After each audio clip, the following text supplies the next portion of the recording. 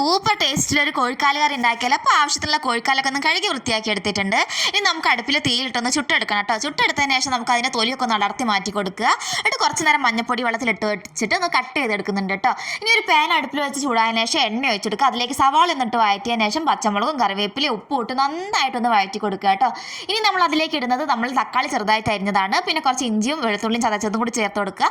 എല്ലാം നന്നായിട്ടൊന്ന് വഴന്ന് വരുമ്പോഴേക്കും പൊടികളായിട്ട് മഞ്ഞപ്പൊടി, മല്ലിപ്പൊടി, എരിവിന് ആവശ്യമുള്ള മുളക് പൊടിയും കൂടി ചേർത്ത് കൊടുക്കുക. പൊടികളുടെ പച്ചമണം മാറുമ്പോഴേക്കും കുറച്ച് ഗരം മസാലയും കുറച്ച് ചിക്കൻ മസാലയും കൂടി ചേർത്തിട്ട് നന്നായിട്ടൊന്ന് മിക്സ് ചെയ്യുക.